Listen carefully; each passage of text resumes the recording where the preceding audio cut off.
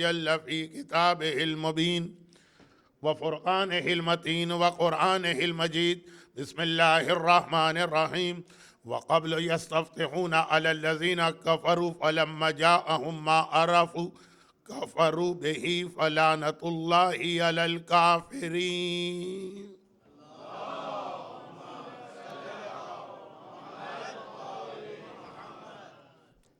جیسا کہ ابھی مجھ سے پہلے انگلش تقریر میں حجت الاسلام عباس مرزا صاحب کچھ امام زمانہ کا تذکرہ فرما رہے تھے اور آپ کو یہ یاد دلا رہے تھے کہ آج جمعے کا دن جو ابھی ابھی ختم ہوا یہ تو ایک ایسا دن ہے کہ جس میں انسان کو، صاحب ایمان کو، امام پہ اعتقاد رکھنے والے کو، چاہے وہ مرد ہو اور چاہے وہ یہ باتیں کرنے والی عورتیں، کم از کم اس ایک دن تو خاص توجہ اپنے اس آقا اور مولا پر دینا ہے کہ جسے ہم اپنی زندگی کے ایک سیکنڈ میں بھی بھولتے تو نہیں، لیکن آج کا دن خاص طور پر بنایا اسی لیے گیا، جمعے کا دن۔ بعض جگہوں پر نماز جمعہ کے خطبات میں بھی وہ دو حدیثیں تلاوت کی جاتی ہیں جو اور زیادہ اہمیت بتاتی ہیں یا ہمارے اور امام کے کنیکشن اور ریلیشن کو واضح کرتی ہیں۔ وَبِيُمْنِهِ رُزِقَ الْوَرَىٰ، یہ وہ امام ہے جس کی برکت سے ہمیں اور آپ کو اور تمام کائنات کی مخلوقات کو روزی ملا کرتی ہے۔ جو ہمارے دسترخوان پہ ایک ایک روٹی آتی یہ اس امام کی وجود کی برکت ہے، اس کی وجہ سے ہم اور آپ رزق پا رہے ہیں۔ وَبِوُجُودِهِ ثَبَّتَتِ الْأَرْضُ وَالسَّمَاءُ، اور اسی کا وجود ہے کہ جس کی وجہ سے زمین و آسمان اب تک باقی، تو ہماری ہر سانس وہ اسی امام زمانہ کی وجہ سے ہے۔ اس کو بھی اگر صاحب ایمان خاص آج کے دن یاد نہ کرے، اگرچہ جوش نے تو کربلا کے حوالے سے اور آقا حسین کے حوالے سے کہا کہ انسان کو بیدار تو ہو لے دو، ہر قوم پکارے گی ہمارے ہیں حسین، لیکن جب امام آ جائیں گے اور ان کی حکومت قائم ہو جائے گی تو ہر قوم امام زمانہ کو ماننے لگے گی، لیکن اصل امتحان تو اس غیبت کے زمانے میں ہے۔ ماننے والے تو خالی ہم ہیں، محبت کرنے والے تو خالی ہم، لیکن کتنا ان امام کو یاد کرتے ہیں۔ اور پھر اگر دو پوائنٹس آپ کے ذہن میں آ جائیں، نمبر ایک، قرآن کریم کی وہ آیت ہے جس کی تلاوت ابھی ابھی کی گئی، سورہ بقرہ آیت نمبر 89۔ قرآن کوئی ہسٹری کی کتاب تو ہے نہیں کہ پرانے زمانے کے بادشاہوں اور پرانے زمانے کی نیشنز کی ہسٹری بیان کر رہا ہو۔ قرآن کا ہسٹری سے ڈائریکٹ کوئی تعلق ہی نہیں۔ یہی وجہ کہ جن باتوں پر ہم اور آپ اور مسلمان اور نان مسلم اتنے آرگومنٹ کرتے ہیں، قرآن اس کا ذکر تک نہیں کرتا۔ حضرت موسیٰ کی ملاقات حضرت خضر سے ہوئی، جتنی ڈیٹیل کے ساتھ قرآن نے یہ سٹوری سنائی،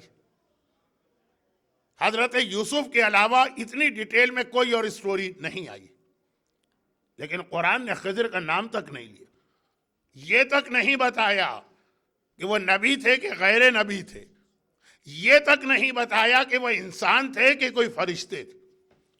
یہ ڈیٹیل ہسٹری کا ٹاپک ہے، قرآن کا نہیں۔ قرآن تو کہتا ہے کہ دیکھو کہ ان کی سٹوری میں تمہارے لیے پریکٹیکل میسج کیا۔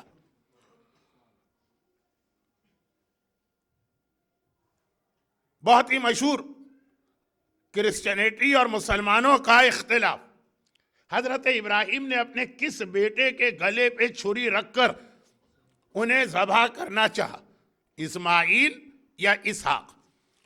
قرآن کریم نے پورا واقعہ بیان کر کے اس واقعے کا اینڈ کربلا تک پہنچا دیا، لیکن یہ نہیں بتایا کہ کون سا بیٹا تھا۔ ایک لفظ اسماعیل اگر کہہ دیتا اللہ، ایک لفظ، کوئی بہت لمبی چوڑی ڈیٹیل نہیں بتانا تھا۔ فَلَمَّا بَلَغَا مَعَهُ السَّعْيَ، جب ابراہیم کا بیٹا اپنے باپ کے ساتھ چلنے کے قابل ہو گیا۔ کون بیٹا؟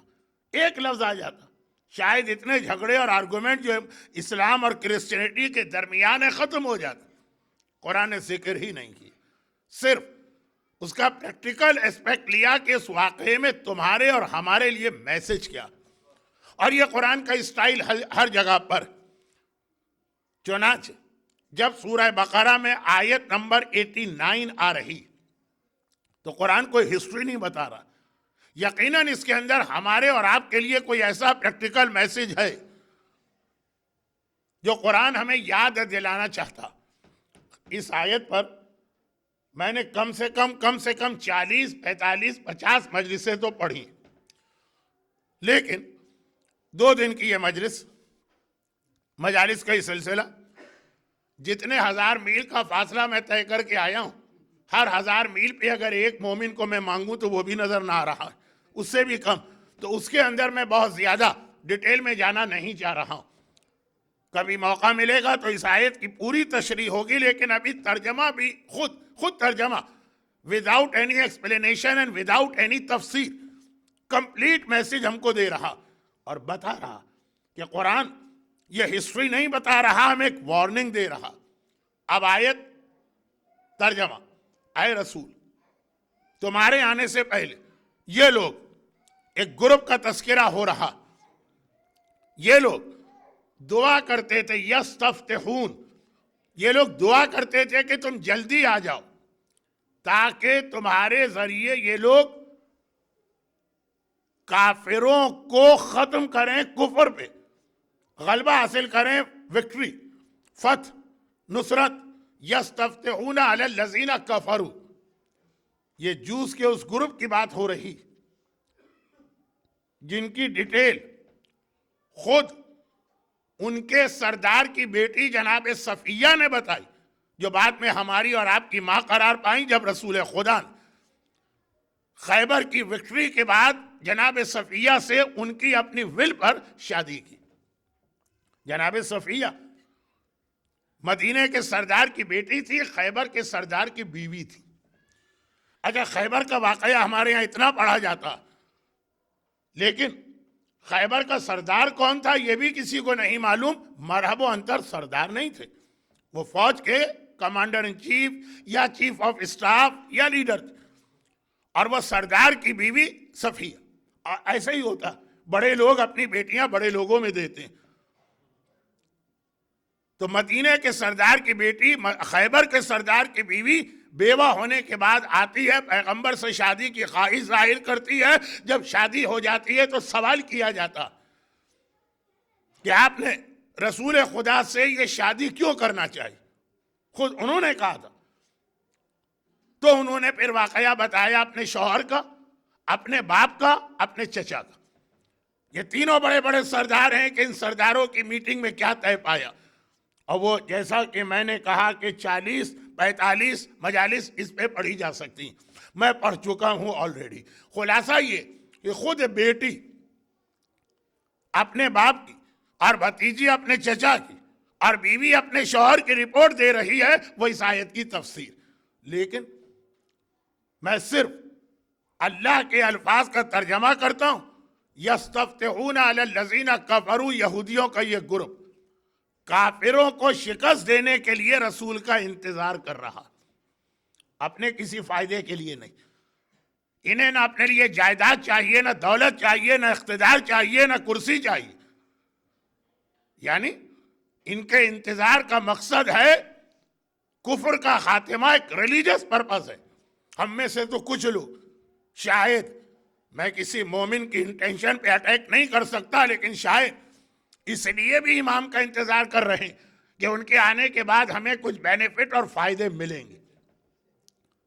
خیر، خود معصومین نے ہم کو بتایا کہ امام زمانہ کے آنے کے بعد تمہیں کیا کیا ملنے والا، لیکن یہودیوں کے جس گروپ کا قرآن تذکرہ کر رہا، ان کی نیت اتنی پیور یا سنسیئر نیت تھی کہ صرف کفر کا خاتمہ کر کے اللہ کی توحید ساری دنیا میں پھیلانا. لیکن آیت ابھی کمپلیٹ نہیں, آدھی آیت ہے. فَلَمَّا جَاءَهُمْ, جب وہ رسول آ گیا جس کے لیے دعا مانگ رہے ہیں, جس کے لیے دن اور رات دعا مانگ رہے ہیں, جب وہ آ گیا, عَرَفُوا بِهِ, یہ بہت ہی اہم ایک لفظ ہے جو قرآن نے استعمال کیا. یہ سوال میں آپ کے سامنے ابھی رکھتا ہوں, اس کا جواب نہیں دوں گا, 2 دن میں ممکن نہیں. لیکن چونکہ حجت الاسلام شیخ عباس مرزا صاحب یہاں آپ کے درمیان ہیں, علماء آتے رہتے ہیں, جواب آپ کو کسی نہ کسی سے مل جائے گا. قرآن کہتا ہے کہ جب یہ آخری رسول ان کی دعا کے نتیجے میں آ گیا, عرفو بہی, اور انہوں نے پہچان بھی لیا کہ یہ سچا. ایک سوال یہ ہے کہ زمانے کے امام آ گئے, ہم پہچانیں گے کیسے کہ یہ سچے امام ہیں کہ نہیں؟ اس لیے کہ روایتوں میں one of the most authentic and confirmed sign کہ امام کے آنے سے پہلے ایٹ لیسٹ 12 اور 40 اور 70 ایسے امام آئیں گے جو جھوٹے ہوں گے, غلط ہوں گے, وہ دعویٰ کریں گے کہ ہم امام, اور ہر ایک کو ماننے والے مل بھی جائیں گے. تو اب سوال یہ ہے کہ ہم کیسے ریکگنائز کریں کہ سچے امام ہیں یا یہ کہ وہ جو جھوٹے امام آنے والے ون آف دیم. اب یہ تو ایک سوال اپنی جگہ, اسے ابھی ایک طرف رکھیے, اس لیے کہ میں آیت میں آخری رسول کے حوالے سے بات کر رہا ہوں. قرآن نے کہا کہ جب یہ آ گیا, اور سب سے بڑی بات جو قرآن نے کہی عرفو بہی, بھائی یہ بھی کہہ سکتا تھا قرآن کے آخری رسول آ گئے, یہودی کنفیوز ہو گئے کہ یہ سچا ہے کہ جھوٹا ہے, نعوذ باللہ. نہیں, قرآن کہتا ہے عرفو بہی, پہچان لیا. یہی جناب صفیہ کی رپورٹ ہے کہ جب یہ اللہ کے رسول مکے سے ہجرت کر کے مدینے آئے, مدینے کے اندر پورا ایٹماسفیئر چینج ہو گئے. سارے کافروں نے پیغمبر کو نبی مان کے ان کا کلمہ پڑھ لیا. اتنی بڑی ایک چینج آ گئی مدینے میں کہ سارے یہودی میرے بابا کے پاس آئے کہ آپ ہمارے سردار, آپ ہمیں بتائیے کہ ہماری پالیسی کیا ہوگی. خود جناب صفیہ کہتی ہے کہ میں نے سنا میرا بابا گیا, رسول سے ملاقات کر کے آیا, اور آنے کے بعد اپنے چھوٹے بھائی یعنی میرے چچا کو رپورٹ دے رہا ہے کہ سچا رسول ہے, یہ وہی رسول ہے جس کا تذکرہ تورات آف موسیٰ میں. تو میرے چچا نے کہا پھر کیا, ہمیں اس کو نہیں ماننا. عرفو میں ہی پہچان بھی لیا, کنفیوژن نہیں تھا, پھر بھی انکار کیا. فلعنت اللہ علی الکافرین, اللہ کہتا ہے ایسے کافروں پر. کیسے کافر؟ جو پہلے دعا کرتے ہیں ظہور کی, اور جب دعا پوری ہو جائے تو اس کو ماننے سے انکار کر دیتے. ایسے کافروں پہ اللہ کی لعنت. وَقَبْلُ يَسْتَفْتِحُونَ عَلَى الَّذِينَ كَفَرُوا فَلَمَّا جَاءَهُم مَّا عَرَفُوا كَفَرُوا بِهِ, معرفت حاصل کر لی کہ یہ سچا رسول ہے, اور پھر انکار کر دیا. اب یہ ایک اور یہاں سے سبجیکٹ شروع ہوا. پہلی بات تو یہ کہ ہم پہچانیں گے کیسے. جناب صفیہ کے والد حی ابن اخطب نے پہچان لیا, ہم کیسے پہچانیں. دوسری بات, جب پہچان لیا اس سردار نے تو آخر اس نے انکار کیوں کیا. اب یہ سارے الگ الگ اس سبجیکٹ کے الگ الگ موضوعات ہیں جس کو میں ٹچ نہیں کر رہا. میں نے کہا کہ ہر جمعے کو ہمیں زمانے کے امام کو یاد کرنا, اور خاص طور پر اگر یہ 2 پوائنٹ آپ کے ذہن میں ہو. پوائنٹ نمبر 1, قرآن بتا رہا اور ناٹ ایز اے ہسٹری, اس کے اندر ایک پریکٹیکل میسج. قرآن بتا رہا کہ اللہ کے آخری ریپریزنٹیٹیو کا انتظار کرنے والے اس کے دشمن ہو جاتے. یہ تو قرآن نے اشارہ کیا. اور صادق آل محمد امام جعفر صادق علیہ الصلاۃ والسلام, قرآن نے خالی ایک اشارہ کیا کہ ہسٹری میں ایسا ہو چکا ہے. اور پھر قرآن نے آگے چل کے ایک آیت وہ بیان کی تلک الایام نداولها بین الناس، جسے انگریزی میں کہا جاتا ہے ہسٹری ریپیٹس اٹ سیلف. یہ آیت کا ترجمہ تلک الایام، کہا یہی دن اور رات ہیں جنہیں ہم دوبارہ ایک سائیکل کی شکل میں انسانوں کے بیچ میں لے آتے ہیں. تو یہ ہسٹری نہیں ہے، یہ ہونے والا. اور آخری رسول کے بارے میں آیت آئی ہے، یعنی آخری رسول کے بعد کوئی آئے گا جس کے لیے یہ ہوگا. اور پھر امام کی حدیث، جب ہمارا بیٹا ظاہر ہوگا تو ہمارے شیعوں میں سے میجورٹی اس کے خلاف ہو جائے گی. 67% یا 2/3 کو ہی تو میجورٹی کہتے ہیں. امام کی پہلی آرمی کتنی ہوگی؟ 313 نہیں، 10,000. امام کی پہلی آرمی 10,000 کی ہوگی، جسے لے کر امام موو کریں گے from Mecca to Medina, then from Medina to Kufa, then from Kufa to Damascus. یہ 10,000 کی آرمی ہے جو راستے میں 2/3 امام کے اگینسٹ ہو جائیں گے. اچھا، اگینسٹ ہونے کی بھی دو قسمیں. ایک تو جو میرا تھوڑا سا آج کی مجلس کا سبجیکٹ ہے، زبان سے اگینسٹ ہونا نہیں. یہ لوگ اتنا اگینسٹ ہوں گے کہ تلوار نکال کے امام پہ اٹیک کریں گے. اگینسٹ، اور اتنے اگینسٹ. اور کون لوگ؟ جو امام کی پہلی کال سن کر مکے میں آئیں گے. ان کی 2/3 تعداد امام کے اگینسٹ ہے. تو یہ حدیث جب آ گئی اور قرآن کی آیت دونوں کو ملائے، ایک وارننگ مل رہی ہے ہمیں کہ امام کا انتظار کرنے والوں، امام سے اپنے ریلیشن اور کنیکشن کو کمزور نہ ہونے دینا. کیونکہ کتنے ایسے مومن ہیں جو امام کے آنے کے بعد امام کے ڈیڈلی اینیمی بنیں گے. ایک بات پہلا تو یہ. اور پوائنٹ نمبر 2 جس کی وجہ سے ہمیں ایوری شب جمعہ بلکہ ایوری ڈے امام کو یاد کر کے اپنے ریلیشن کو امام سے اسٹرانگ کرنا. پوائنٹ نمبر 2، شیطان جیسی مسٹیک ریپیٹ نہ کیجیے. جسے گجراتی میں کہتے ہیں شیطان سے ایک بھول ہو گئی تھی. بھول تو خیر ہندی اور اردو میں بھی رائج، وہ بھول نہیں ہونی چاہیے. وہ کیا؟ آج بحرین میں کیا ہو رہا، آج سعودی عرب کے ایسٹرن پروونس میں کیا ہو رہا، آج سیریا میں کیا ہو رہا. یہ پوائنٹ نمبر 2. ویسے یہ دو چیزیں نہ بھی ہوں تب بھی ہمیں دن رات امام کو یاد کرنا. لیکن جب ہمارے چاروں طرف کا بیک گراؤنڈ یہ دو باتیں بن جائیں. پوائنٹ نمبر 2، شیطان کی بھول. بہت شارٹ کر کے، کیونکہ روایت اگر میں ڈیٹیل میں چلا گیا تو 1 گھنٹے کی تو یہی روایت، بہت ہی شارٹ. انسانوں سے پہلے اس دنیا میں جن رہتے تھے، جن، اور ان کے اندر بھی انبیاء آئے. ایک روایت یہ کہ جنوں میں بھی آدم گزرے، پھر انہوں نے اللہ کی نافرمانی کی، شریعت کو نہیں مانا، انبیاء کو قتل کیا، اللہ کا عذاب آیا. جنوں کی میجورٹی ختم ہو گئی، جو باقی بچے ان پہ اللہ کے ڈیفرنٹ ٹائپ کے عذاب آ گئے. خیر شارٹ، میں نے کہا نا کہ یہ بھی ایک ایسا سبجیکٹ ہے کہ ڈیٹیل میں چلا گیا تو 1 گھنٹہ لگے گا. انسان سے پہلے یا جن ڈیفرنٹ ٹائپ کے عذاب آئے، مگر ان تمام جنوں میں ایک جن اتنا عبادت کرنے والا، اتنا پوائس، اتنا متقی، اتنا پرہیزگار. اور یہ بہت مشکل ہے. یاد رکھیے گا کہ اگر ساری کمیونٹی ایک طرف جا رہی، ساری دنیا ایک طرف جا رہی، اور اکیلا آدمی ان کے اگینسٹ زندگی گزارے، یہ بہت مشکل ہے. 5 یا 10 کا گروپ بن جائے جیسے اصحاب کہف، چونکہ جناب یوسف، اصحاب کہف، جناب مریم، یہ ساری فلمیں بن چکی ہیں، اس لیے اب کچھ بتانے کی ضرورت نہیں، خالی اشارہ.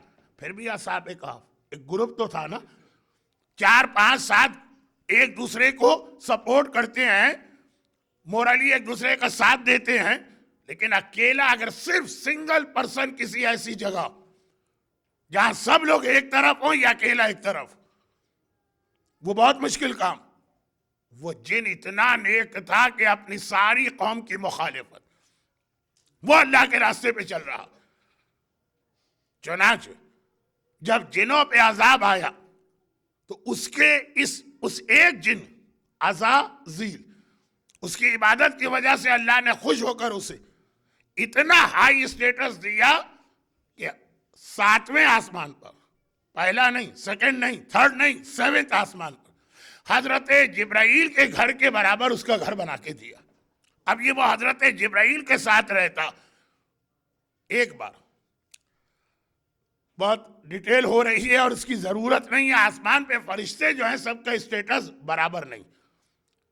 پہلے آسمان کا فرشتہ اسٹیٹس میں بہت چھوٹا۔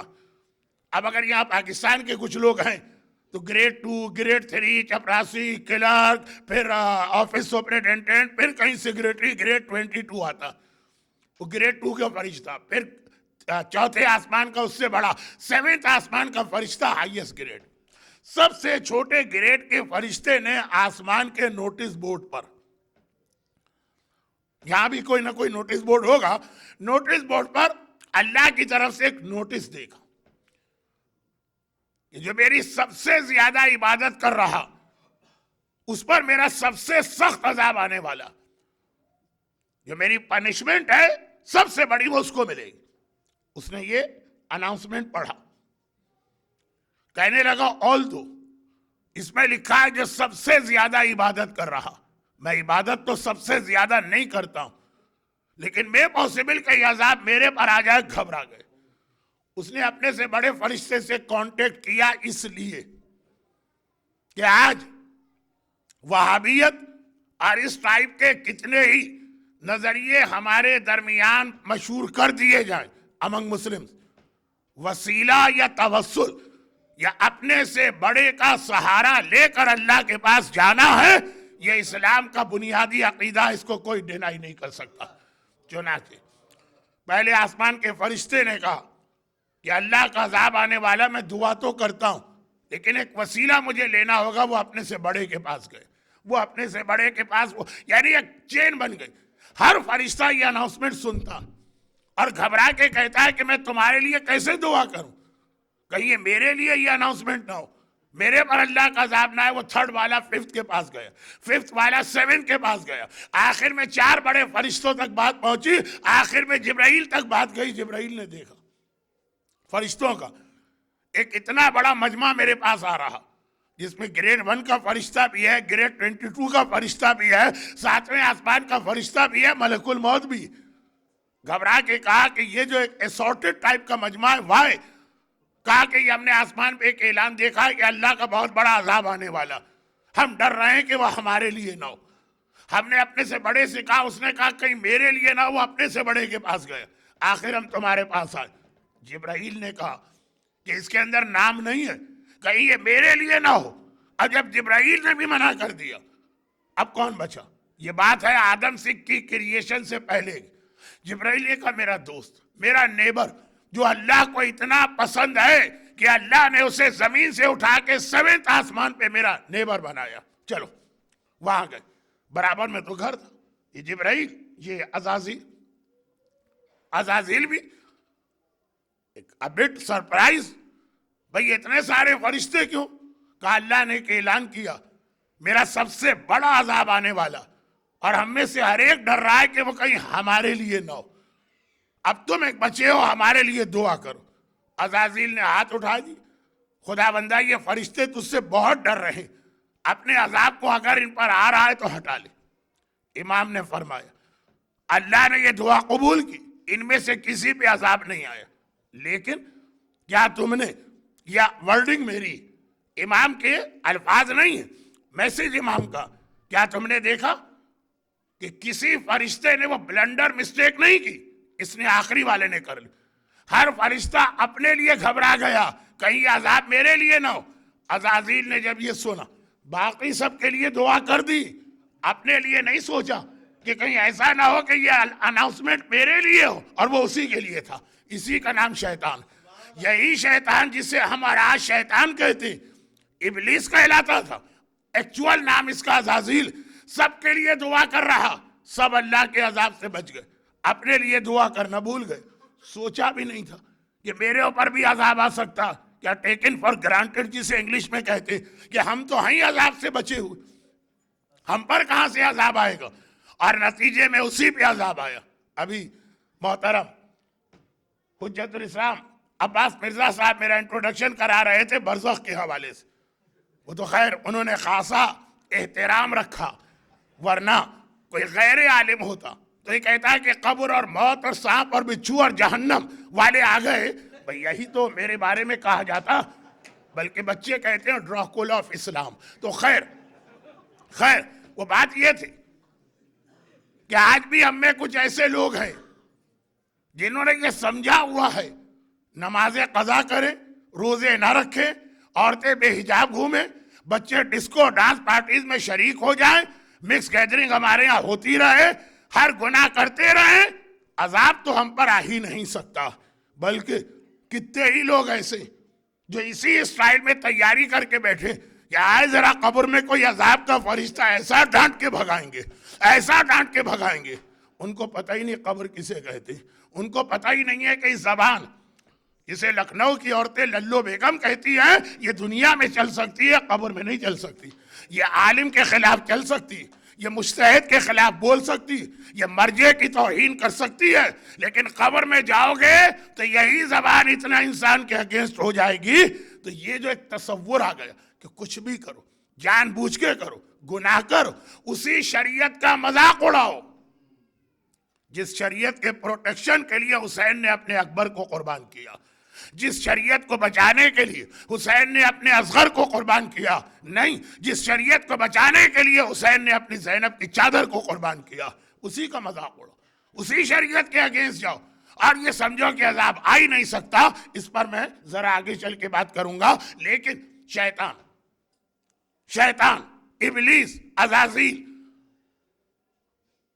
وہی اس نے بلنڈر مسٹیک کی، سب کے لیے دعا کر رہا ہے، اپنے آپ کو بھول گیا. یہ سوچنا چاہیے تھا ہو سکتا ہے یہ عذاب میرے لیے ہی ہو. ہر فرشتے نے یہی سوچا سوائے ابلیس کے. تو اب یہ بات اس بات کو سمجھانے کے لیے آئی کہ آخری زمانے کے اندر جب امام آئیں گے تو امام کی اپوزیشن ہوگی، اور پہلی آرمی جو امام کی ہے پہلی اپوزیشن بھی وہاں سے ہوگی. چاہنے والے، انتظار کرنے والے وہی امام کے اگینسٹ ہو جائیں گے. جیسے بہت انٹرسٹنگ لیکن خالی ٹچ کر کے ٹاپک کو آگے بڑھ رہا ہوں، جیسے خیبر. یہ کس کو آج معلوم ہے کہ خیبر تو ان لوگوں نے بنایا تھا جو رسول خدا سے محبت کرتے تھے، اور یہ بنایا اس لیے گیا تھا کہ جب رسول آخری زمانے میں آئیں تو ایک سیف اینڈ سیکیور اور پروٹیکٹڈ ایریا رسول کو ملے تاکہ رسول اسے ہیڈ کوارٹر بنا کے تبلیغ کریں گے. مرحب کو تو ٹرین کیا گیا تھا کہ جب آخری رسول آئے گا تو تمہاری ڈیوٹی ہے کہ آخری رسول کو جوائن کر کے ان کی آرمی میں شامل ہو کے پیغمبر کے فیور میں جہاد کرنا. خیبر کا وہ مال غنیمت جو ہمارے یہاں ایک عام آدمی کو بھی معلوم ہے، یہ کتنی جنریشن کے یہودیوں نے وصیت کر کے خیبر میں بھجوایا تھا کہ جب آخری رسول آئے یہ ہماری طرف سے گفٹ ہے آخری رسول کے لیے.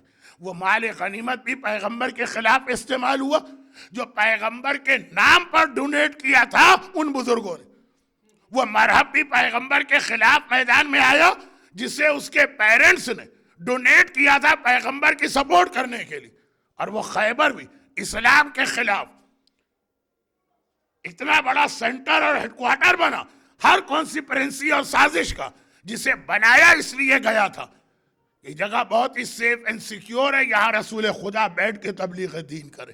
یہ جو اتنا اینٹی کلائمیکس ہو گیا خیبر کی ہسٹری کا بھی آپ پڑھیں تو یہ ساری بڑی انٹرسٹنگ باتیں ہمارے سامنے آتی ہیں. لیکن جیسا کہ میں مجلس کے شروع میں کہا کہ ہسٹری جو ہے خود کوئی پرپز نہیں ہے. اس ہسٹری سے ہمیں آج کیا میسج مل رہا؟ آج یہی میسج مل رہا کہ ایسا نہ ہو کہ ہم میں سے کچھ لوگوں کی دولت اگینسٹ امام زمانہ استعمال، ہم میں سے کچھ یوتھ اگینسٹ امام زمانہ استعمال، اور جہاں جہاں صاحبان ایمان کے اپنے سینٹرز ہیں ان میں سے کچھ اگینسٹ امام زمانہ استعمال ہو. کیونکہ خیبر کے یہودی اور سیونتھ آسمان کا شیطان ان دو کو ملائیے. وہی غلطی آج ہمارے یہاں کچھ لوگ کر رہے ہیں، نہیں سب نہیں، میجورٹی نہیں، لیکن کچھ لوگ کر رہے ہیں. اور सेकंड पॉइंट यही कि शैतान ने अनाउंसमेंट भी देख लिया, अपने आप को उससे एग्जेम्प्ट कर लिया। ऐसा ना हो कि हमारे सामने जो हालात आ रहे हैं, हम इन हालात को देखते रहें, सिचुएशन को मॉनिटर करते रहें, और हमारा जहन भी ना जाए कि भाई ये तो इमाम जमाना की तैयारी का बिल्कुल करीबी जमाना आ गया। क्योंकि internet, email, text messaging, iPhone, iPad और पता नहीं क्या क्या चीजें जिसको हमारी जनरेशन के लोग नाम भी नहीं ले सकते, उसको यूज करना तो दूर की चीज। इसकी वजह से अल्हम्दुलिल्लाह इतनी एक अवेयरनेस है कि आखिरी जमाने में ज़ुहूर इमाम से जस्ट बिफोर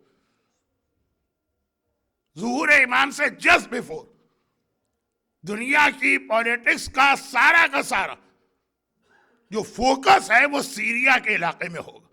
ये तो खैर पहले से हमारे बुजुर्गों ने ये वाली हदीस हमेशा याद रखी थी। इमाम ज़माना से रिलेटेड बहुत सी हदीसें हम लोग भूल गए, मगर ये हदीस अल्हम्दुलिल्लाह हमारे बुजुर्गों ने उस वक्त भी याद रखी जब हमारी औरतें मजलिस में बातें करने के अलावा कुछ सुनने भी जाती थी।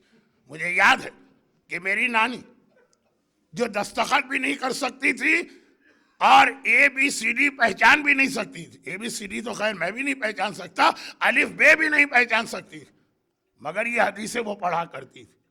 दज्जाल का आना और सीरिया में या शाम में आखिरी जमाने के जितने भी हालात है सबका फोकस वहीं हो जाएगा। बल्कि जब जियारत पे हम लोग शाम, हमसे मतलब मैं नहीं, मुझसे पहले की जनरेशन, उनसे पहले की जनरेशन, जब जियारत पे जाते थे तो खास उन जियारतों के दरमियान जो करबला के वाक़े से रिलेटेड, और वो जियारतें ऐसी हैं कि शाम में जाके कोई आदमी अपने आप पे कंट्रोल नहीं रख सकता। ये यजीद का दरबार, यहाँ पे मलून बैठा था, वहां पे अली और फातिमा की बेटियां बेमखना और चादर के खड़ी थी। इस मेंबर पे तोक, हथकड़ी और बेड़ी के साथ मेरे चौथे इमाम को बिठाया गया। आदमी अपने आप पे कंट्रोल नहीं कर सकता। शाम एक ऐसी जगह, आयतुल्लाह नाइनी, कितनी अजीम शख्सियत का मैंने नाम लिया। 1935 में इंतकाल हुआ, यानी अभी 80 साल भी नहीं हुए। उसके बाद की जितनी जनरेशन मराजे की, ये सब के उस्ताद थे। सिर्फ एक जुमला खतीब से सुना, चीख मार के खड़े हो गए मजलिस में। उसको मजलिस नहीं पढ़ने दी, और सुबह की नमाज के बाद मजलिस थी, शाम तक इतना रोते रहे कि मर्जे थे, खाली मर्जे नहीं, उस्तादुल मराजे। आगा अबुल हसन इस्फहानी से पहले के मर्जे थे। भाई जैसे आज जमाना है, आयतुल्लाह सिस्तानी और रहबर आगा खामेनाई, कहीं से पहले आगा खुई और इमाम खुमैनी, उससे पहले आगा हकीम, आगा बरोजर्दी, आगा इस्फहानी और फिर आगा नाइनी। ये चेन हमारे यहाँ। सिर्फ एक जुमला, वो भी पूरा नहीं सुना, लम्मा दखला ज़ैनबो फी मजलिस यजीद, बस इतना सा खाली जुमला सुना। जब ज़ैनब यजीद की महफिल में या यजीद के दरबार में ले जाए गई, चीख मार के खड़े हो गए, कहा आगे ना पढ़ना, मैं बर्दाश्त नहीं कर सकता। फिर सुबह से शाम तक रोते रहे कि रसूल की नवासी, अली और फातिमा की बेटी और हिंदा के पोते यजीद के दरबार में उसके सामने कैदी की तरह ले जाके खड़ी की गई। खाली ये तसव्वुर आदमी को मार दे। और ये तो मसलन यहाँ सैन हौजे के सभा सेंटर में पढ़ रहा हूं, जब खुद आदमी दरबार यजीद में खड़ा हो, यहाँ वो बेहया शराब पीते हुए बैठा हुआ, और यहाँ पे फातिमा की पाक और पाकीज़ा साहिबा इस्मत सुगरा ज़ैनब कुबरा खड़ी थी। लेकिन उन तमाम इमोशन और उस तमाम मोहब्बत अहले बैत के दरमियान हमारे बुजुर्ग उस मीनारे की जियारत करना नहीं भूलते थे, जहां आखिरी जमाने में हजरत ईसा उतरेंगे और इमाम की आर्मी को ज्वाइन करेंगे। उस वक्त की मैं बात कर रहा हूं जब हमारी औरतें अलिफ बे और अपना नाम भी लिखना नहीं जानती थी। इतनी मालूमात, हजरत ईसा शाम में आएंगे, اور کیوں آئیں گے؟ اس لیے کہ اس زمانے میں سارے واقعات کا فوکس مڈل ایسٹ نہیں ہوگا. مڈل ایسٹ تو بہت بڑا لفظ ہے, اور اسے مڈل ایسٹ کو اور زیادہ آپ چھوٹا کریں, سیریا. اور اس وقت کے جو حالات ہمارے سامنے, یہ بھی مجھے ڈر لگ رہا کہ معصومین نے جتنا انتظار امام پر ایمفیسائز کیا, اتنا ہی یہ کہا کہ اگر کوئی ظہور امام کا ٹائم پیریڈ فکس کرے اسے جھٹلاؤ, وہ سب سے بڑا جھوٹا. تو ایسا بھی نہ ہو کہ میری مجلس کا امپریشن یہ بنے کہ بس کل امام آنے والے. یہ سب سے بڑا جھوٹ ہے. یہ ایسا خدائی راز ہے جو اس دنیا کے کسی انسان کے پاس نہیں. مگر جو کامن سینس اللہ نے دی ہے اور جو نشانیاں کچھ معصومین نے بتائی ہیں شام, اور شام میں سیریا کیا ہوگا آخری زمانے میں, صرف یہ ہوگا کہ ایک پپیٹ لا کے بٹھایا جائے گا سفیانی, اور جو سفیانی کی ڈیٹیل روایتوں میں آئی جب ہم اس کو دیکھتے ہیں تو اس وقت کے حالات 100% نہ صحیح تو 98% تو ٹیلی کر رہے ہیں سفیانی سے جو روایت میں آیا, اور جو آج 21st سینچری کی بات سچویشن. اگر میں یقین کے ساتھ, میں تو کیا کوئی نہیں کہہ سکتا, بڑے سے بڑا مرجع بھی نہیں کہہ سکتا, لیکن اگر یہی فلو رہا ایونٹس اور واقعات کا تو لگ رہا ہے کہ بشار اسد کے بعد کسی سفیانی کو لا کے بٹھانے کی تیاری ہو گئی. اور سفیانی آلدو امام زمانہ سے اتنا کلوز ہے سفیانی کی گورنمنٹ کہ یہ تو ہمارے کتنے ہی علماء نے کہا. تھوڑی اردو کبھی اسٹرانگ ہو جاتی ہے, لیکن بہرحال میں اردو ہی میں اسپیچ کر رہا ہوں, اور اردو کے نام پر ہی آپ کو بلایا گیا ہے, کسی قسم کا آپ کے ساتھ فراڈ یا دھوکہ نہیں دیا گیا, تو اسے آپ برداشت کر لیجئے. وہ یہ ہے کہ روایتوں میں, یعنی یہ لفظ جو میں کہہ رہا ہوں اس کو فقہی لفظ تو نہ سمجھیے, لیکن جسٹ لائک فقہی لفظ روایتوں میں حرام قرار دیا امام کے ظہور کی ڈیٹ بتانا. لیکن ہمارے کتنے بڑے بڑے علماء نے یہ کہا کہ جس دن سفیانی کی حکومت قائم ہو جائے گی, ڈیٹ تو ہم نہیں بتا سکتے, within 270 days امام کو آ جانا, کیونکہ روایتوں میں یہ ہے کہ سفیانی کو اللہ 9 مہینے سے زیادہ کی مہلت نہیں دے گا. تو سفیانی اتنا کلوز ہے امام زمانہ سے, اس کا زمانہ, اس کا ٹائم پیریڈ, اور لگ رہا ہے کہ there are full preparation, everything is ready to bring a سفیانی in Syria. اب وہ ہے کیا چیز سفیانی اور سیریا, اس کو میں کل بتاؤں گا, آج میرے پاس بہت زیادہ ٹائم نہیں رہا. لیکن ایک جملہ, وہ بھی وہی بات کہ اسلام کا کوئی حکم لاجک کے بغیر نہیں ہوتا. بہت سی چیزوں کی لاجک ہمیں آج پتہ نہیں ہے, 20 سال بعد پتہ چلے گی. اگر اسلام یہ کہتا ہے کہ جب چھینک آئے تو الحمدللہ کہو, تو اس کے پیچھے بھی کوئی بڑی فلسفی اور لاجک. تو اب دعائے کمیل کا ایک جملہ ہے جو زیارت عاشورہ میں بھی ریپیٹ ہوا, اللہم ومن ارادنی بسوء فأرد ومن کادنی فکد. اور اس کو اتنا ریگولر تلاوت کرنے کا آرڈر آیا, ساری زندگی دعائے کمیل پڑھو. اے خدا جو ہم پر ظلم کرے وہ اس کے اوپر پلٹا دے, اور جو ہمارے ساتھ فراڈ اور چیٹنگ کرے. یہ آخری زمانے کے 2 بہت بڑے بڑے خطرے ہیں صاحبان ایمان کے لیے. ایک ظالم آئے گا, ایک چیٹر اور فراڈی آئے گا. ظالم کو سفیانی کہا ہے روایت میں, اور اس فراڈ کرنے والے کو دجال کہا. اب چونکہ سیریا کے حالات کا فوکس سفیانی کی جانب ہو رہا, تو اس کو ذرا سا زیادہ ٹائم چاہیے, وہ میں کل بتاتا ہوں. مگر ایک دوسرا خطرہ بھی ساتھ میں, وہ ہے دجال, جسے دعائے کمیل میں کہا گیا ومن کادنی, قید, مکر, فریب, چیٹنگ. اور اس میں ایک بہت اہم بات آپ کو یہ یاد رکھنا، کربلا اونلی 61 ہجری کا واقعہ نہیں ہے، قیامت تک کے لیے کربلا جو ہے ہمیں اپنی ڈیلی لائف کے بھی بہت سارے میسج دیتی. کربلا میں بھی دجال آیا تھا، کربلا میں بھی سفیانی آیا تھا. سفیانی تو ہر ایک کو پتا، یہی عمر سعد، یہی شمر، یہی ہرملا، جن جن کا نام لے کے زیارت عاشورہ میں لعنت کی گئی. سفیانی ایک سمبل ہے جو طاقت لے کے آتا ہے، اوپن تلوار، ننگی تلوار، لیکن دھوکہ اور فریب.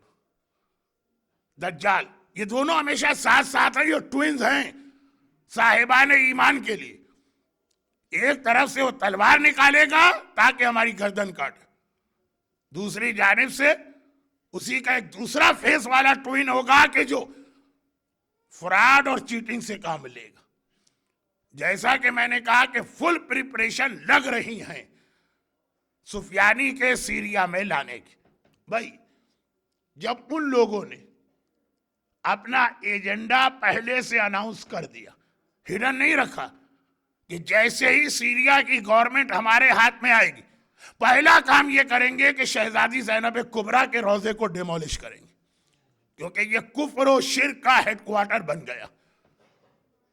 ایک تو ہوتا ہے کہ ظالم حکمران کا ایک ہڈن ایجنڈا ہوتا، پہلے تو لوگوں کو الو بنا کے گورنمنٹ میں آتا ہے پھر اپنے ایجنڈے پہ عمل کرتا. ایسا نہیں، پہلے سے انہوں نے اناؤنس کیا. یہ کھلم کھلا، کیونکہ سفیانی کے بارے میں روایت میں ایک لفظ جو مجھے کل پڑھنا تھا، لیکن خیر، کہ سفیانی پہلا آرڈر یہ ایشو کرے گا، جس مرد کا نام علی ہے، جس عورت کا نام زینب ہے، اسے قتل کر دو. اس کی اپنی آرمی کہے گی بھائی کیوں قتل کر دے؟ علی تو بہت سے نان شیعہ کا بھی نام ہوتا، زینب تو بہت سی نان شیعہ عورتوں کا بھی نام ہوتا. کہا شیعہ نان شیعہ نے، جس نے یہ نام اپنا رکھا دیٹ مینز وہ ان پرسنالٹیز کی رسپیکٹ کرتا. جو ان کی رسپیکٹ کرتا ہے، شیعہ ہو کہ سنی ہو کہ کوئی بھی اس کا عقیدہ ہو، اس کی گردن اڑا دو. اور اس وقت سیریا میں جو سو کالڈ فریڈم فائٹر ہیں، ان کے ایجنڈے میں ٹاپ آف دا لسٹ یہ پوائنٹ ہے کہ زینبیہ کا خاتمہ کر کے رہنا. کھلم کھل یہ سفیانی. عمر سعد نے یا شمر نے یا ہرملا نے کسی اسٹیج پر بھی اپنی اینیمیٹی یا دشمنی کو چھپایا نہیں تھا، مگر کربلا میں دجال بھی تھا، وہی شمر دجال بن کے بھی آیا تھا. اور یہ زیادہ خطرناک ہے. کافر اتنا خطرناک نہیں ہے جتنا منافق. اوپن دشمن اتنا خطرناک نہیں ہے جتنا جو آپ کا دوست بن کے آتا ہے اور چانس ملتے ہی آپ پہ اٹیک کرتا. نہیں، ابھی بھی بات واضح نہیں ہوئی. پاکستان میں روزانہ شہادتیں ہو رہی ہیں، ہمارے بچوں کے خون بہائے جا رہے ہیں، صاحبان ایمان سے ان کی روزی اور روزگار کے ذریعے چھینے جا رہے ہیں.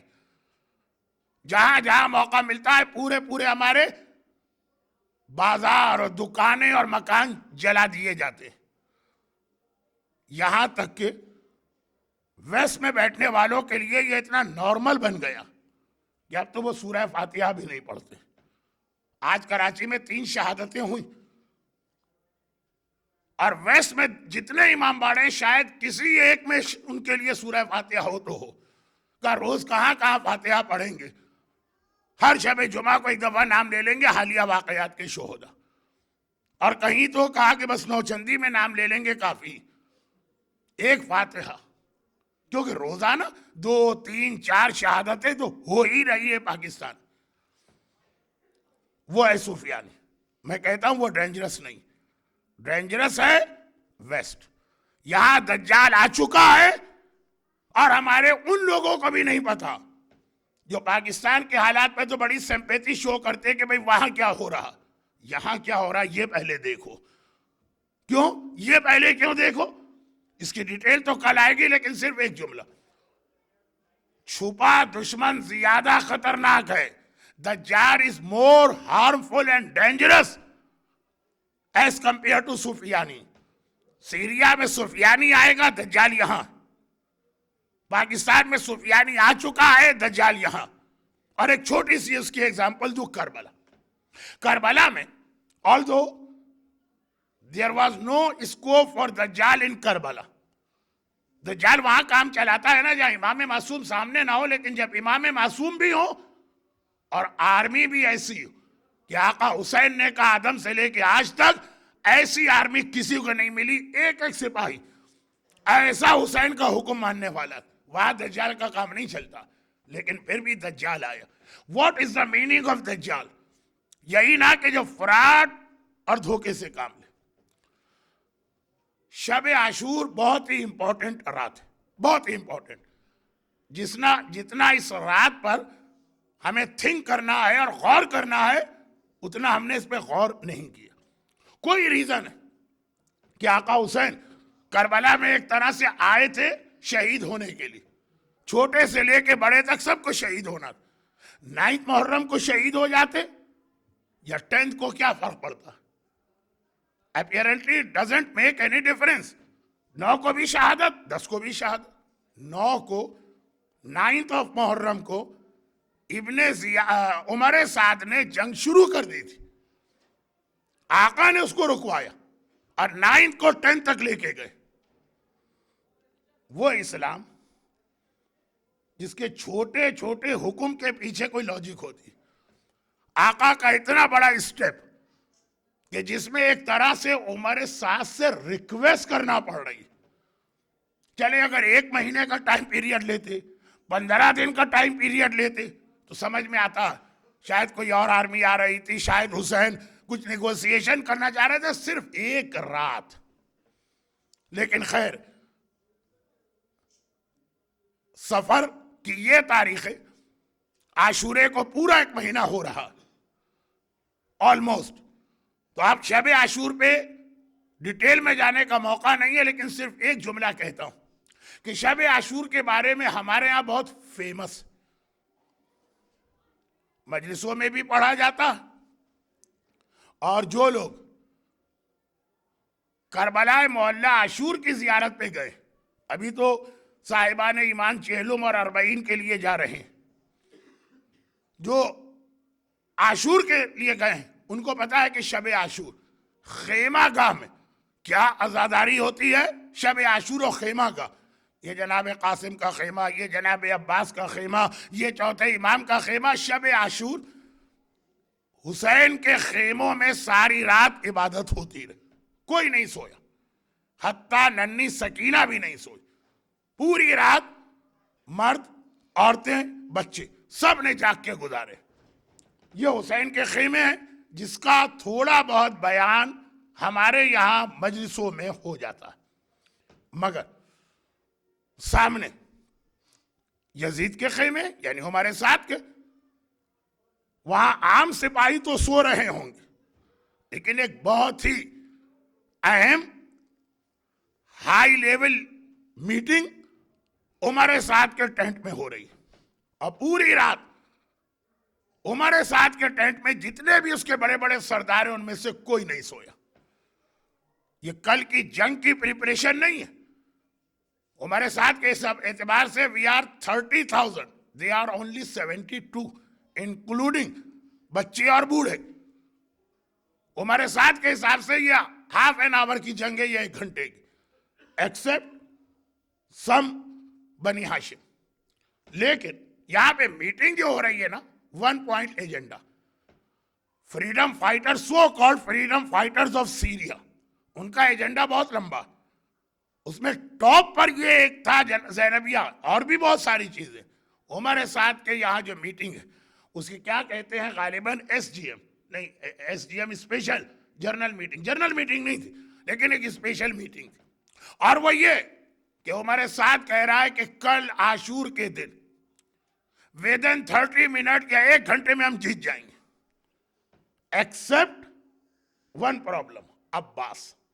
اس پوری رات عمر سعد کے خیمے کی میٹنگ کا 1 پوائنٹ ایجنڈا ہے عباس. حتیٰ امام حسین کی پرسنالٹی کو بھی ڈسکس نہیں کیا جا رہا. اکارڈنگ ٹو مائی اعتقاد اور یہ ہسٹری سے پروف ہے کہ آقا حسین آقا عباس سے زیادہ بہادر تھے. اور آلدو ایج ڈفرنس 25 کا ہے، پھر بھی حسین عباس سے زیادہ اکیلے عمر سعد کے لیے کافی ہے. لیکن عمر سعد جو ہے وہ آقا حسین نہیں، عباس کا. ہمارا صرف ایک پرابلم ہے 10 محرم عاشورے کا، وہ ہے عباس. اور عباس عمر سعد کے حساب سے یہ پرابلم ایسا کہ ایک اکیلا عباس یہ ہمارے پورے 30,000 کی آرمی کے لیے انف. یہ اگر عباس موجود ہو، حسین اپنی ساری آرمی کو پیچھے ہٹا لے. بھائی عمر سعد کو تو نہیں معلوم نا کہ نیکسٹ ڈے آقا حسین کس طرح سے کربلا کا جہاد کریں گے. یعنی ہم اور آپ اگر ہوتے، کافر نہیں، منافق نہیں، لیکن گناہگار صحیح، لیکن ذرا کامن سینس رکھتے، ہم پوری کربلا کی آرمی کو، حسین کی آرمی کو ہٹا لیتے. جب ایک سپاہی ہمارا کافی ہے پورے 30,000 کے لیے، عباس تم کو جانا ہے اکیلے. اور عباس تو کہہ چکے کہ 1 گھنٹے میں جنگ جیت کے میں لاؤں گا. ایک بار نہیں، عباس نے بار بار کہا. ضرورت کیا ہے اکبر کو اور قاسم کو اور اون کو اور محمد کو اور اصغر کو اور حبیب ابن مظاہر کو، مسلم ابن اسجع کو اور بریر حمدانی کو، اور ان سب کو بھیجنے کی ضرورت کیا؟ یہ حسین کے آرمی کو بھی پتا ہے اور عمر سعد کو بھی پتا. ایک عباس کافی. انہیں معلوم ہی نہیں تھا کہ عباس فجر سے لے کے عصر تک ریکویسٹ کرتا رہے گا مجھے میدان میں جانے دیجیے. اور حسین عباس کی ہر ریکویسٹ قبول کرنے والے یہ والی ریکویسٹ قبول نہیں کریں گے. انہیں کیا پتا تھا کہ جب عصر کے وقت عباس کو اجازت ملے گی تب بھی یہ ریسٹرکشن ہوگی، جنگ نہیں کرنا، خالی پانی لے کے آنا. اور حسین یہ ریسٹرکشن میں اتنے اسٹرکٹ ہوں گے کہ عباس سے کہیں گے اپنی تلوار بھی کھول کے یہاں رکھ جاؤ، تلوار ہو ہی نہیں تمہارے ہاتھ میں. سپاہی کے پاس تلوار ہو کبھی بھی جوش میں آ کے تلوار چلا سکتا، تلوار تک عباس کی رکھوا لیں گے، خالی نیزہ دے کے بھیجیں گے. یہ عباس تمہارا کام ہے، جو دریا پہ سپاہی ان کو ہٹانا. کیا پتا نہ عمر سعد کو معلوم، نہ عباس کو معلوم، نہ ہمیں اور آپ کو معلوم. شب عاشور کی بات کر رہا ہوں تو عمر سعد کی ٹینٹ میں جو میٹنگ ہو رہی ہے، 1 پوائنٹ ایجنڈے پر کہ عباس کا کیا سلوشن نکالو. اور یہ کیوں؟ وہ لوگ کوئی عباس کا کلمہ تو نہیں پڑھتے ہیں، وہ کوئی عباس کے وفادار تو ہیں نہیں. آخر کیوں وہ عباس سے اتنا ڈر رہے ہیں کہ ایک اکیلا عباس، a single Abbas enough for full army of Yazid؟ کیوں آخر؟ میں اکثر ایک جملہ کہتا ہوں، اس کی ڈیٹیل میں کبھی جاتا ہوں کبھی ضرورت نہیں. یہ enemies of Islam, enemies of اہل البیت گمراہ ہیں، جہنمی ہیں، بے وقوف نہیں. ٹھیک ہے، مولا نے کہا کہ ان کے پاس عقل نہیں ہے، مکاری ہے، چالاکی ہے. بہرحال عیاری اور مکاری ہے ان کے پاس، ایک جس کو عقل نہیں کہہ سکتے لیکن عقل جیسی ایک چیز. وہ عباس کو اتنا کیوں ڈر رہے ہیں؟ پورا اس میٹنگ میں ایک سے ایک اس کا 4 اسٹار اور 5 اسٹار جرنل بیٹھا ہوا، معمولی سپاہی نہیں. یہ سارے جرنل. 2 ریزن تو مین. ریزن نمبر 1، ان میں سے بہت سے ایسے ہیں جو 20 سال پہلے صفین کے میدان میں عباس کی تلوار کو دیکھے ہوئے. 20 سال پہلے حاکم شام معاویہ اور مولا علی کی فوج میں صفین کے میدان میں وہ جنگ ہوئی. کہ خدا غارت کرے ان سو کالڈ فریڈم فائٹر کو جنہوں نے آج وہ زیارتیں تک بند کر دی. ورنہ اب تو حلب یعنی ایلیپو اور رقہ یعنی صفین، بہت سارے گروپ 40 کو زیارت پہ جاتے تھے. میدان صفین 20 سال پہلے میدان صفین میں لڑائی ہوئی، اور حاکم شام نے ایک ریکویسٹ مولا سے کی. اب وہ پوری ڈیٹیل میں نہیں پڑھ رہا ہوں کیونکہ تقریباً 1 گھنٹہ ہو چکا، لیکن وہ ریکویسٹ کیسے کی، مولا نے کیوں قبول کی، وہ یہ تھی کہ آپ جنگ میں نہیں آئیے گا. اب حاکم شام اس لیے کہہ رہا ہے کہ وہ بدر و احد میں علی کو دیکھے ہوئے. یہ تو جنریشن سے جنریشن میں دشمنی اہل بیت ٹرانسفر ہوتی. تو اس نے کہا آپ نہیں آئیے گا، آپ نہیں آئیں گے تو مجھے پرواہ نہیں. مولا نے بھی مسکرا کے کہا اچھا بھائی تمہاری خواہش پوری کرتا ہوں، میں نہیں آؤں گا۔ ایک دن حاکم شام کی فوج اپنے آپ کو آئرن چین کے ساتھ باندھا، سب 10 ایسی صفیں بنائے کہ علی کی فوج کیسے ہی اٹیک کرے، ہم لوہے کی زنجیر سے بندھے ہٹ ہی نہیں سکتے۔ علی کی فوج سے ایک بہرحال علی کے کمپینین بھی کوئی چھوٹے سپاہی تو نہیں ہے، سب فیل ہو گئے۔ آخر میں چہرے پہ نقاب ڈال کے کوئی سپاہی باہر نکلا اور اس شان کے ساتھ اٹیک کیا کہ پہلی صف توڑی، دوسری توڑی، تیسری توڑی، چوتھی۔ ابھی پہلی صف والا دیکھ رہا ہے ہوا کیا، اور 10ویں صف کو توڑ کے وہ پوری فوج کو بھگا چکا۔ یہ منظر جو دیکھا تو حاکم شام کی آرمی سے آواز آئی کہ آج علی نے وعدہ توڑ دیا۔ بھئی کیسے توڑا وعدہ؟ کہ علی کا پرومس تھا کہ وہ خود میدان میں نہیں آئیں گے۔ چہرے پہ نقاب ڈال کے دیکھا خود میدان میں آئے۔ کسی نے کہا جب چہرے پہ نقاب ہے تو تمہیں کیسے پتا چلا یہ علی ہے؟ کہا کہ کیا ہم علی کی تلوار کا انداز نہیں جانتے؟ بھئی ہم نے بدر میں دیکھا علی کیسے تلوار چلاتے ہیں، ہم نے احد میں دیکھا علی کیسے تلوار چلاتے ہیں، ہم نے خندق میں دیکھا علی کیسے تلوار چلاتے ہیں۔ یہ اسٹائل بالکل علی کا ہے، خالی اسٹائل نہیں۔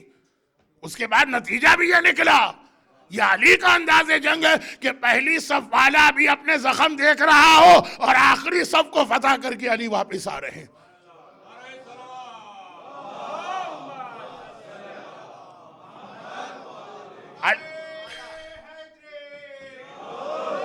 یہ علی ہیں، وعدہ کیا تھا کہ میدان میں نہیں آئیں گے، آئے اور چہرے پہ نقاب ڈالی۔ ابھی حاکم شام کے کیمپ سے علی کے خلاف یہ باتیں ہو رہی کہ اچانک دیکھا اپنی آرمی سے علی مسکراتے ہوئے نکلے اور اس نقاب پہنے والے کے پاس گئے۔ ہاں یہ دو علی کیسے ہو گئے؟ علی تو یہ آ رہے، یہ تو علی ابھی ہم کو آتے نظر آئے اپنی فوج میں سے، تو یہ کون ہے؟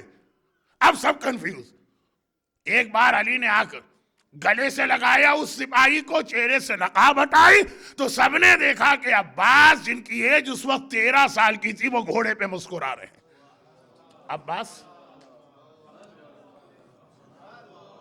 علی اکبر شبیہ رسول خدا ہیں، عباس شبیہ علی مرتضیٰ، تو بالکل وہی فیس ہے، لیکن عباس نظر آئے 13 سال کی ایج میں 13 سال کی ایج میں عباس کی حالت۔ حاکم شام کی اتنی بڑی آرمی کو 13 سال کے بچے نے آنن فانن اس طرح سے شکست کیا، اور علی کا جیسا انداز تلوار چلانے کا بھی اور جنگ کا نتیجہ نکالنے کا بھی۔ اب یہ 13 سال کی ایج کے عباس، کسی نے کہا نہیں مولانا تھوڑی کامن سینس تو ہم میں بھی۔ بھئی 13 سال کا بچہ بہت بہادر صحیح، لیکن ہائٹ علی کی ایج 60 ہے، اس کی 13 سال۔ بھئی تھوڑی سی تاریخ پڑھیں پھر آپ کامن سینس چلائیے۔ علی بلو نارمل تھے ہائٹ میں، عباس کی ہائٹ جوانی میں اتنی تھی کہ گھوڑے پر بیٹھتے تھے تو پاؤں زمین پہ پہنچتے تھے، رکابوں کی ضرورت نہیں تھی۔ تو 13 سال میں عباس ہائٹ میں علی کے برابر ہو گئے تھے۔ اپنے لوگ بھی تو اعتراض کرنے میں کم نہیں ہے نا، سمجھتے اس کے بغیر لوگ ہم کو پڑھا لکھا نہیں مانیں گے۔ تو اب عمر سعد کی فوج میں جو 5 اسٹار جرنیل یعنی جو 40 پلس کے، وہ سب 20 سال پہلے عباس کی تلوار دیکھے ہوئے، اور جو ابھی جوان ہیں وہ 1 مہینے پہلے عباس کی تلوار دیکھیں۔ 1 مہینے پہلے کب؟ عباس تو نہیں تھے، 1 مہینے پہلے کوفے کی گلیوں میں مسلم ابن عقیل اکیلے جنگ کر رہے تھے۔ اکیلا مسلم، اکیلے آدمی کے لیے جنگ کرنا بہت، 2 بھی ہوں تب بھی بہت آسان ہے جنگ کرنا۔ اگر 2 ہوں بیک ٹو بیک کھڑے ہو جائے، کدھر سے دشمن روکے کدھر سے، لیکن اکیلا مسلم۔ یہ جملہ ہے نا کہ محمد ابن اشعث ابن قیس جس کی بہن جعدہ نے امام حسن کو زہر دیا، وہ اس فوج کا کمانڈر ان چیف تھا جو مسلم کو پکڑنے کے لیے اور گرفتار کرنے کے لیے بھیجی گئی۔ ابن زیاد گورنر ہے کوفے، اب محمد ابن اشعث ابن زیاد کو ریکویسٹ بھیج رہا اور سپاہی بھیجو اور سپاہی بھیجو اور پوری کوفے کی فوجیں ختم ہو گئیں، اکیلا مسلم، اکیلا، کوئی بتانے والا نہیں کہ پیچھے سے کون اٹیک کر رہا ہے، کوئی بتانے والا نہیں کہ سائڈ سے کون آ رہا ہے، لیکن اکیلا مسلم۔ کوفے کی ساری فوجیں ختم ہو گئی، ابن زیاد گھبرا گئے۔ اب جو SOS کال آیا بھیجو، تو ابن زیاد نے کہا کہ محمد ایک اکیلے آدمی کو پکڑنے کے لیے پورے شہر کی فوجیں ختم، اور پھر بھی کہہ رہے ہیں کہ اور بھیجو۔ محمد ابن اشعث ابن قیس کا جملہ کیا تھا؟ اے ابن زیاد، تو نے کوفے کے کسی بنیے یا بقال کو پکڑنے کے لیے نہیں بھیجا، یہ ہاشمی شہزادہ ہے، اس فوج کے بعد بھی گرفتار کر لے تو بہت بڑی بات۔ اور یہی ہوا، یہ فوج کے بعد بھی گرفتار نہیں کیا گیا، زمین میں گڑھا کھودا گیا اور دھوکے سے مسلم کو اس کے اندر گرا کر گرفتار کیا گیا۔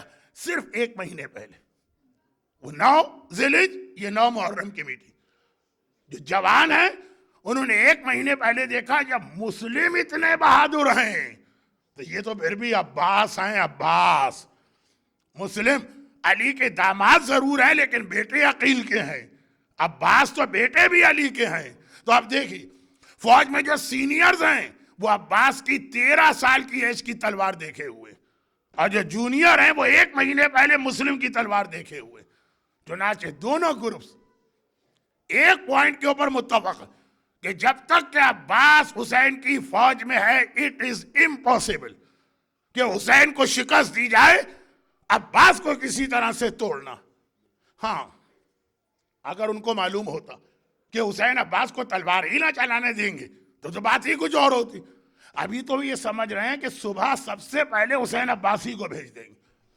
آخر شمر نے کہا کہ تلوار کے ذریعے تو عباس کو ہم شکست نہیں دے سکتے، اور دھوکے کے ذریعے بھی شکست نہیں دے سکتے۔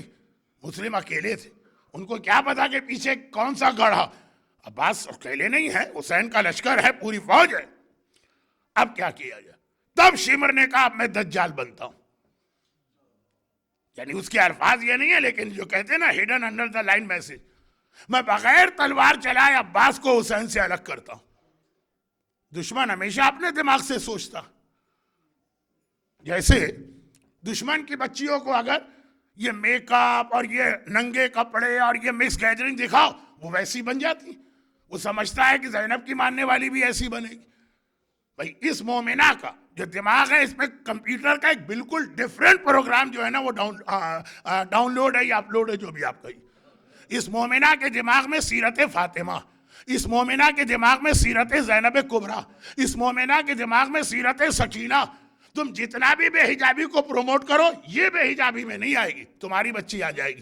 دشمن اپنے حساب سے سوچتا، شمر نے سوچا اپنے حساب سے کہ اگر کہیں میری جان خطرے میں ہو اور مجھے بچنے کا راستہ مل رہا ہو میں تو فوراً وہ راستہ اختیار کروں گا۔ وہ اپنے بڑوں کو بھی دیکھ چکا، تو اب جو ہے وہ آیا اگلی صبح اور کہنے لگا کہاں ہیں میرے بھانجے؟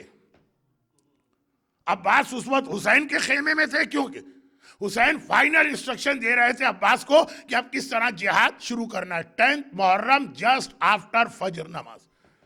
عباس نے سنا حسین کے سامنے ہے تو بہت ہی اپنے آپ پہ کنٹرول کیا، لیکن شمر جیسا دشمن امام مجھے بھانجا کہے۔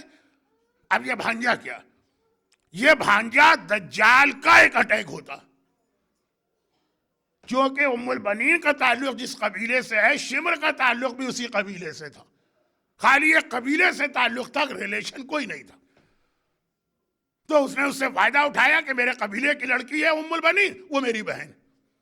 اچھا اب یہ ایک الگ بحث ہے کہ شمر جیسے دشمنان اہل بیت جو ہے نا، ان کے تو باپ کا بھی پتہ نہیں ہوتا، سڑک پہ پڑے پائے جاتے ہیں، قبیلے والے ہمدردی میں اٹھا کے لے آتے ہیں، اپنے درمیان رکھتے ہیں، تو وہ قبیلے کا رشتہ بھی نہیں ہے۔ لیکن خیر جب وقت ہو، جب اپنی غرض ہو تو پھر سارے رشتے بنائے جاتے ہیں۔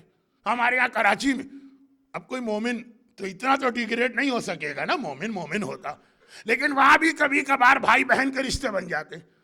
ارے بھائی یہ خاتون آپ کے لیے نامحرم ہے، آپ کیسے ان کو دیکھ رہے ہیں؟ ارے مولانا محلے کی ساری عورتیں بہن ہوتی، اور عورتوں کو دیکھیے محلے کے سارے مرد بھائی ہوتے، فلاں بھائی فلاں بھائی فلاں بھائی۔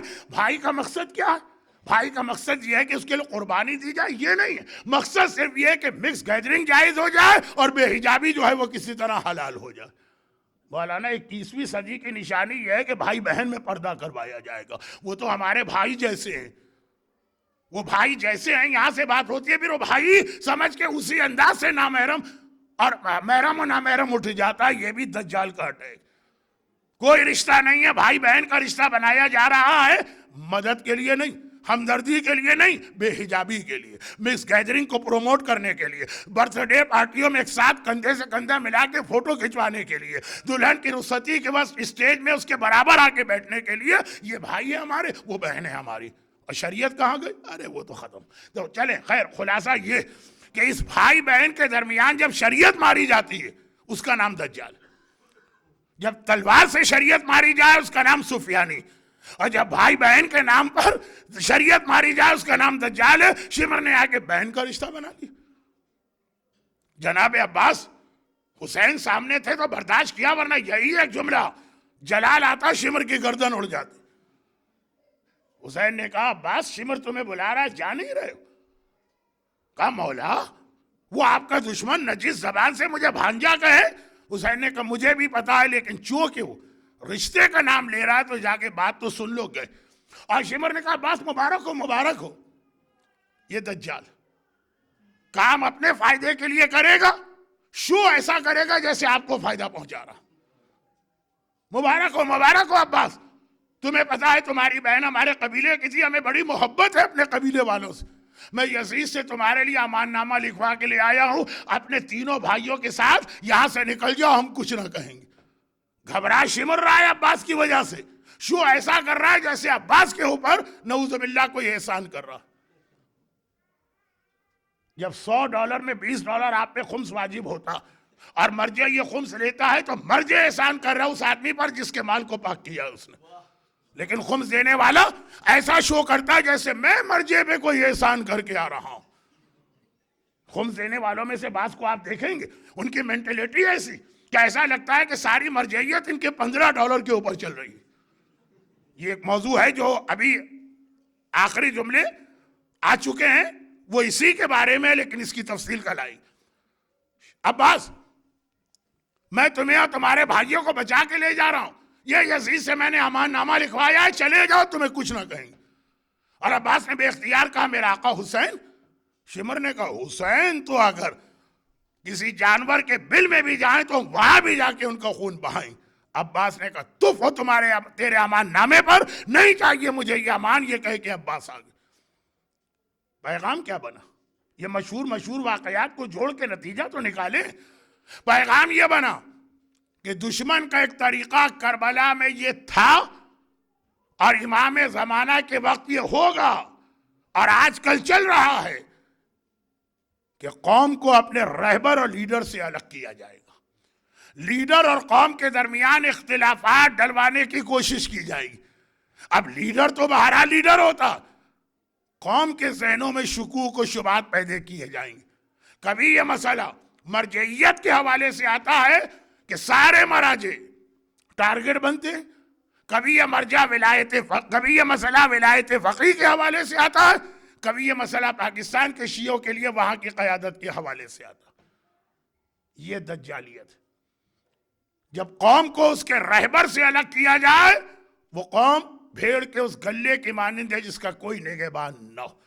کربلا دجالیت اپنے عروج پر تھی جب عباس کو حسین سے الگ کرنا چاہا۔ حسین تھے، یعنی میں نعوذ باللہ صرف یہ اپنے آقا کی فضیلت کے لیے بیان کر رہا ہوں کہ اگر نعوذ باللہ عباس نہ بھی ہوتے کہ اکیلا حسین عباس سے زیادہ بہادر، دشمن اپنے حساب سے سوچ رہا تھا 60 سال کا بوڑھا اور 34 سال کے جوان میں فرق۔ حسین نے کبھی تلوار نہیں چلائی عباس کی تلوار دیکھے ہوئے، لیکن جیسا کہ خود مولا نے کہا رسول خدا مجھ سے زیادہ بہادر تھے، کبھی تلوار چلانے کا موقع نہیں ملا۔ ہاں ایک بار تلوار چلائیں گے، شیطان تو رسول کی تلوار سے مارا جائے گا، سفیانی امام زمانہ کی تلوار سے مرے گا یا حضرت عیسیٰ کی؟ شیطان نہ امام زمانہ کی تلوار سے مرے گا نہ حضرت عیسیٰ کی، وہ تو خود رسول خدا کی تلوار سے مرے گا۔ تو اس قسم کی سازشوں کو بہت احتیاط سے دیکھا کرے اور دعائے کمیل کو دہرایا کرے، اللہم ومن ارادنی بسوء فارد ومن کادنی فقد۔ اور بس یہیں پہ آخری جملہ کہے کہ مصائب پر آتا ہوں، اور وہ یہ آخری جملہ، اس قسم کے ہتھیار یعنی عیاری اور مکاری اور فریب صاحبان ایمان پہ بہت مشکل سے اثر کرتے ہیں، مومن کے پاس ایمان ہے، مومن کے پاس محبت اہل بیت ہے، مومن کے پاس عزاداری امام مظلوم ہے. یہ ساری چیزیں ایمان کو بچانے والی. پھر یہ دشمنوں کی سازش کیسے چلے؟ بس پہلے وہ ایمان کمزور کرے گا، پھر اٹیک کرے گا. اور ایمان کمزور ہوتا ہے گناہوں سے. یہ گانا سننا یقیناً یہ پورا اسلام نہیں ہے، لیکن یہ ایمان کمزور کرنے والا عمل ہے. یہ نماز قضا کرنا وہ تو خیر بہت اہم ہے. ما بین الکفر والایمان الا الصلاۃ. حدیث ہے کفر اور ایمان میں فرق کیا ہے سوائے نماز کے. یہ ایمان کو کمزور کرنا، اٹیک ہونے والا ایمان پر، لیکن پہلے اسے کمزور کیا جائے گا. اور یہ ہماری عورت کا حجاب، جس کو خود عورت بھی نہیں سمجھ پا رہی ہے کہ وہ کتنا اہم ہے. یہ مسئلہ خالی ایک گناہ کرنے یا ایک مزہ لینے والا مسئلہ نہیں ہے.